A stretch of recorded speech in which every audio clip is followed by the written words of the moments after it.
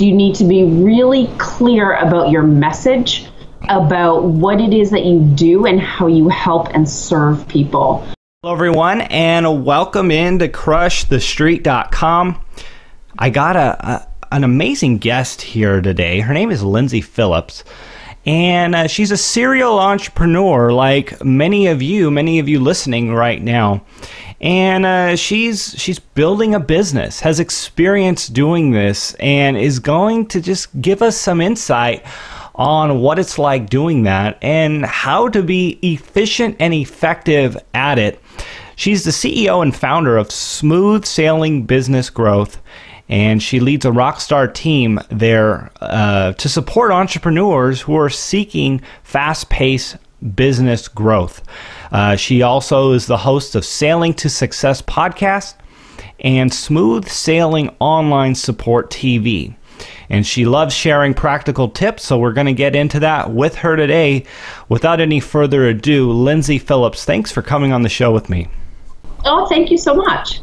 Well, Lyndsay, I guess before we get into some of this, let's just get to know you a little bit. How did you become an entrepreneur yourself and become passionate about building a business and making money? Yeah, I didn't, go to school way back when to university to become an entrepreneur, and I don't think any entrepreneur out there necessarily has that preconceived path in their teen years, do they? It just kind of, I don't know, it's either in your blood or it happens, I think. I had a business, what feels like a lifetime ago, when I lived out west in the export business in cars and stuff. And then, the dollar tanked with the US and the Canadian exchange, so be it. And then, got married, had small kids. My priority was completely different. So didn't want that stress of having my own business. And was working for someone else, full-time and part-time for a number of years.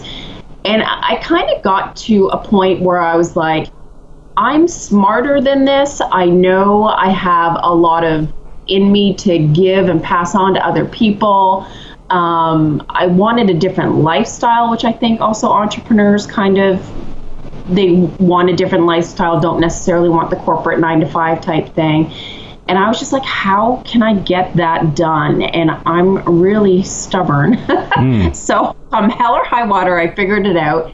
And so was born my business, which again, grew over time.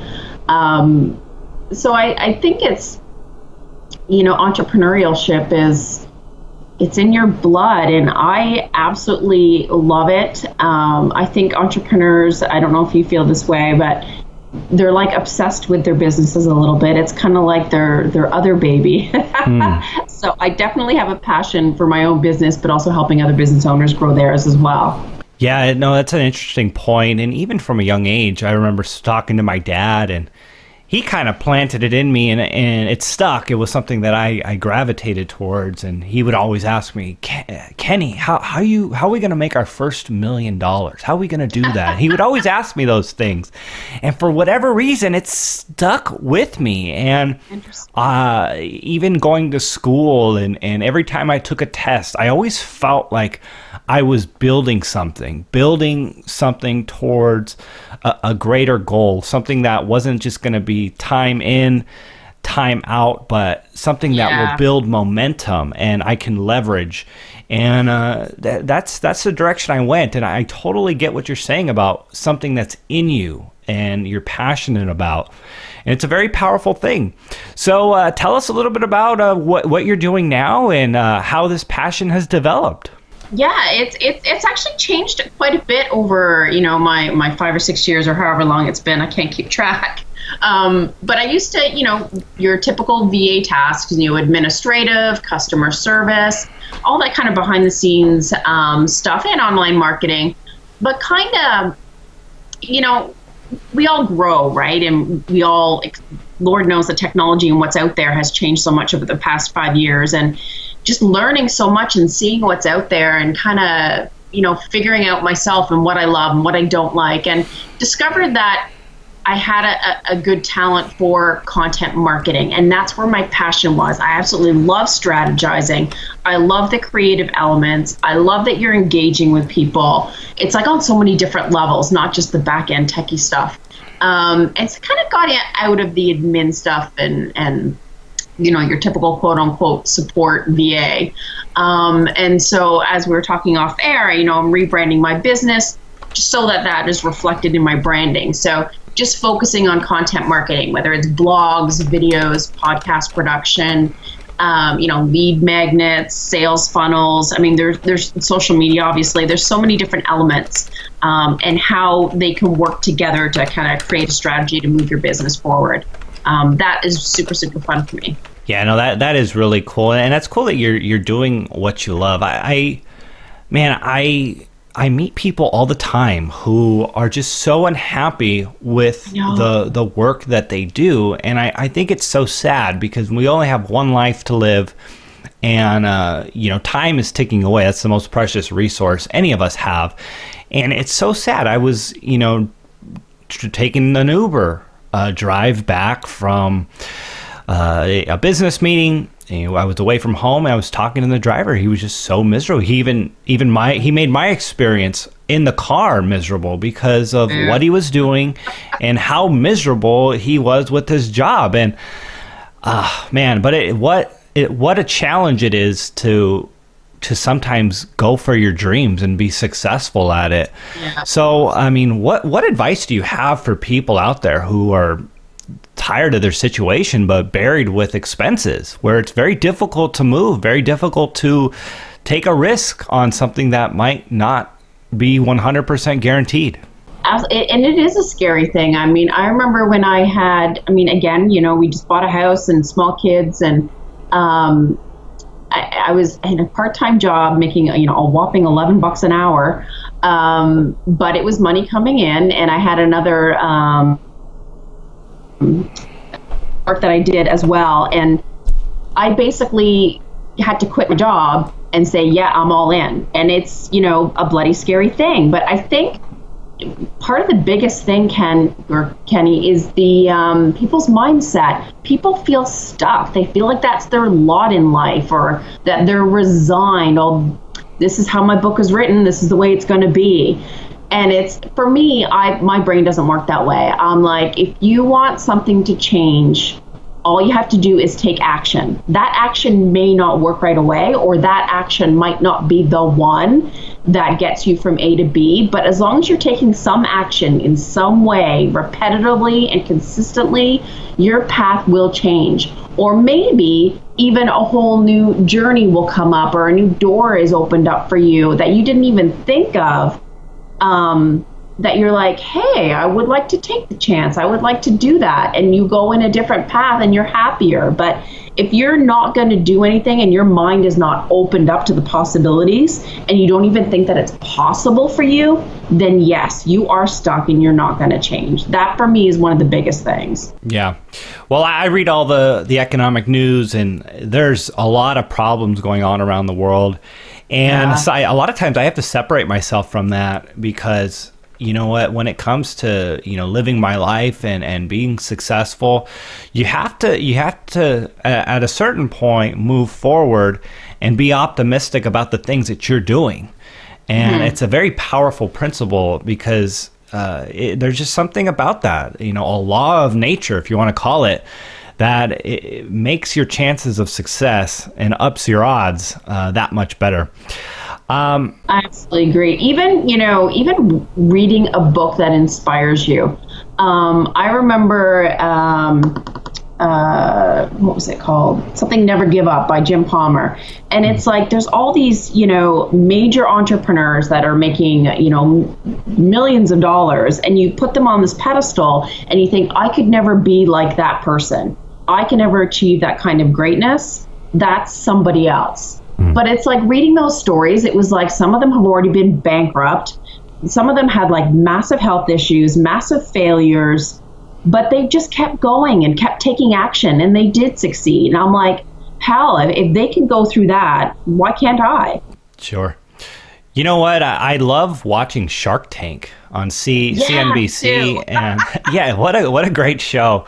And that show is just inspiring so much entrepreneurship in our country. And I think anybody who watches that show is thinking about a way that they could start something just to go on that show and present it to I mean, just for the fun of that experience and for them to partner up with you.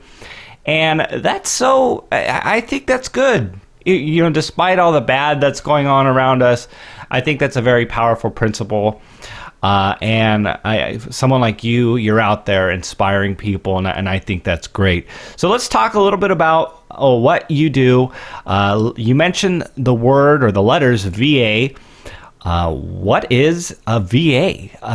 Explain that to people. You bet. I mean, that term is, I almost cringe when I hear that term. I know that's brutal, but because VA is, I think there's a misnomer as to what it even means or what they do. I mean, I get so many phone calls that I'm like, I've been told I need a VA or I need a VA. And I'm like, great. You know, what kind of tasks or strategies or marketing do you want someone to take off of your plate? And they're just like, I have no idea.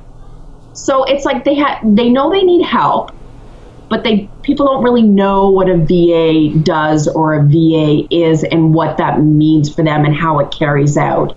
So for me, it's like if anyone is at a point in their business where, and these are the three things that you need to think about, I think, if you're an entrepreneur, do you need help? One of them is, are you burning the candles at both ends and you have absolutely no time and, you know, you've lost your passion for it, right?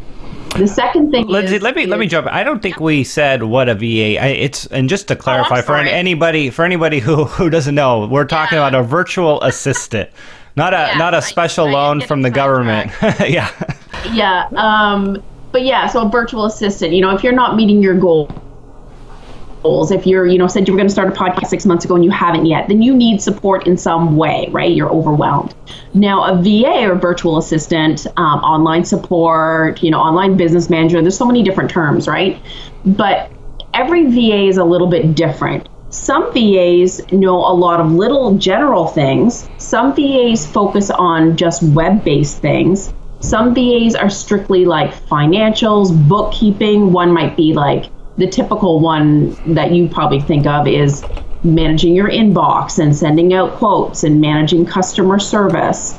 And then for me, I mean, I don't really call myself a VA, but more of a content marketing expert, where we focus on content marketing. So I think people need to think about what it is they need help with and find that kind of support that matches that.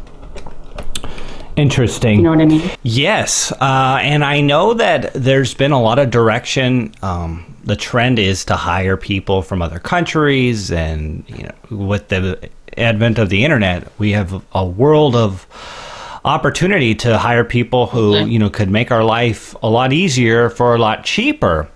But I guess the hard part and where we lose some efficiency or effectiveness is when you're not in the same room with somebody.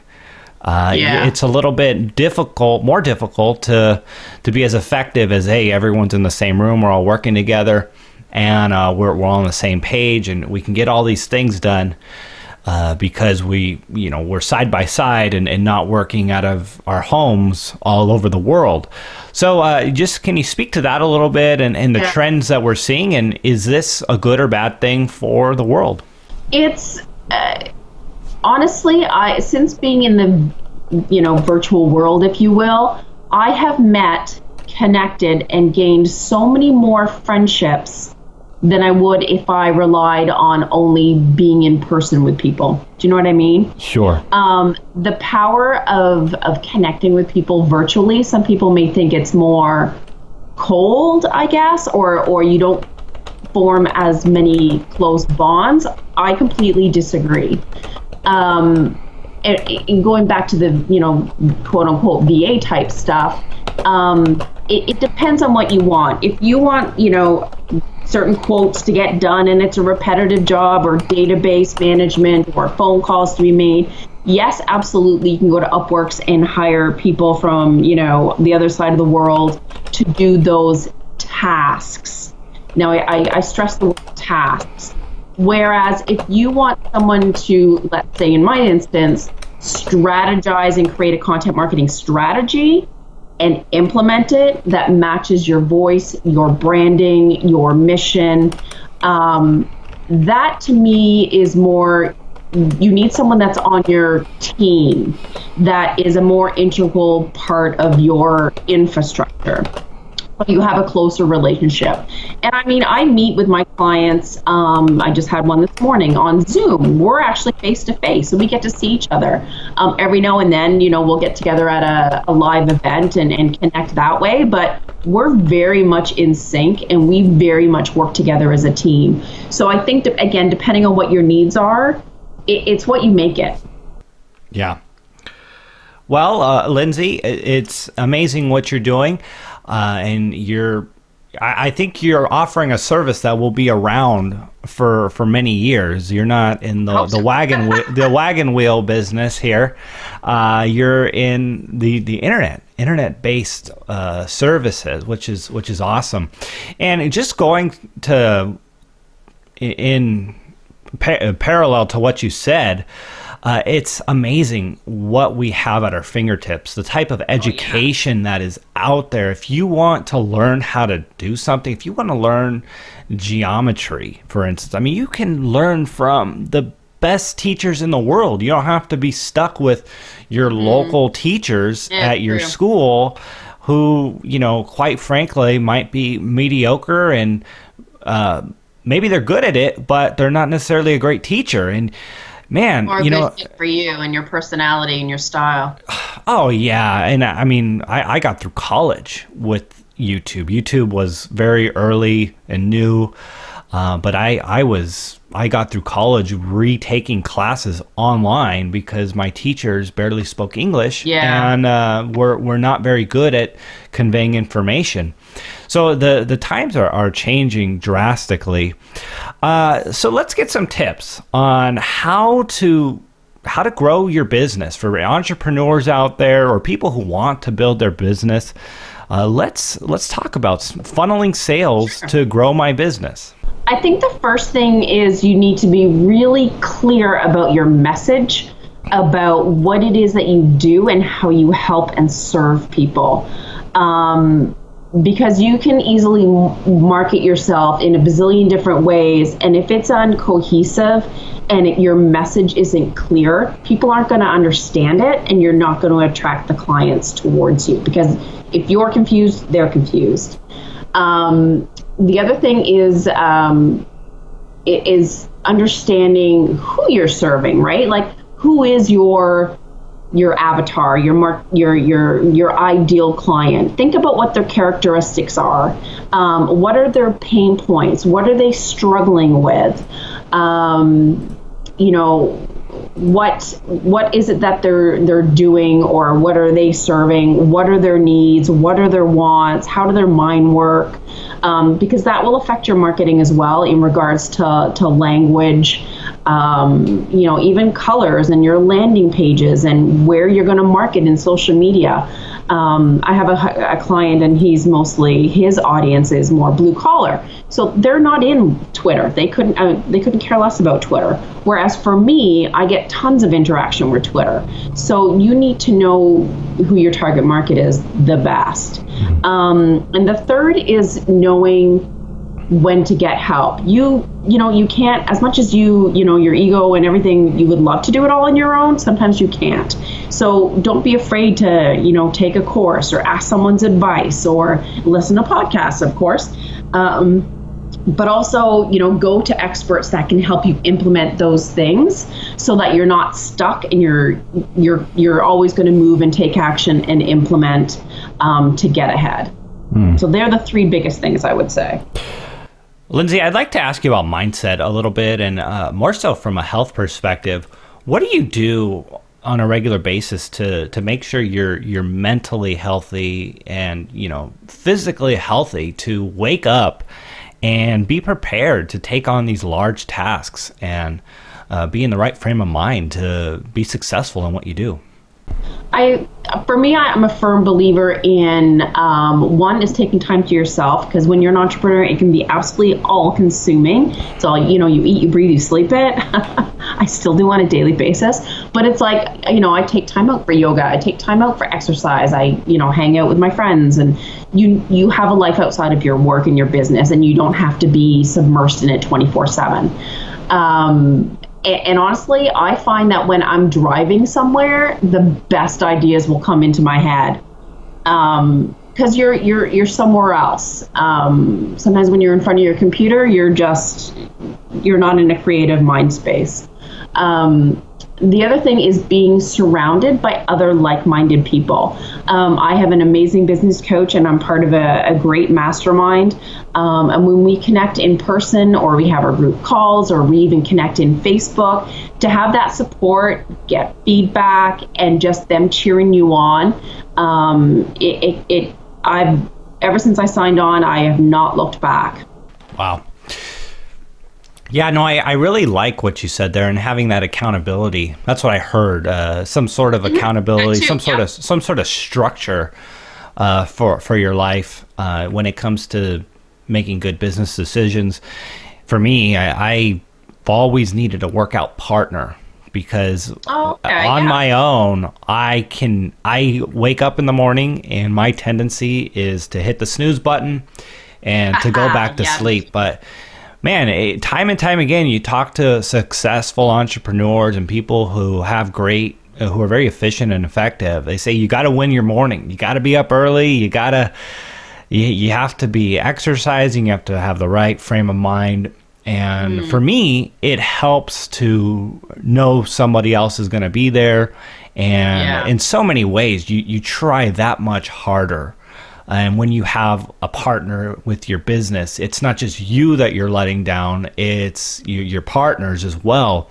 And, that's not necessarily what you need to have. But to know that someone has your back, and knowing that you're understood and someone gets you, you know what I mean? That's big too. Yes, exactly. Yeah, having that support.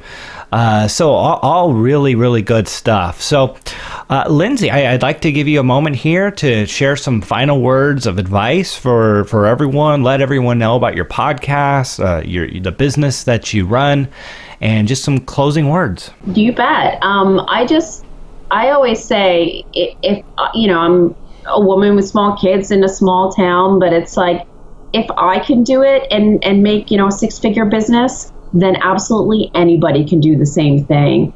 With the right people around you, the right mindset, the right tools, and the right strategies. Just believing that it's possible is half the battle. So that I guess would be my parting word. Of course, you're interviewing me, but as you know, I also have my own podcast show, and you can go to sailingtosuccesspodcast.com, where I interview some great entrepreneurs too for business building tips. And then if anyone's curious about my content marketing business, they can go to smoothbusinessgrowth.com. Lyndsay Phillips, everyone. Lyndsay, thanks for taking the time and sharing your knowledge with us today. I really appreciate it. Thank you.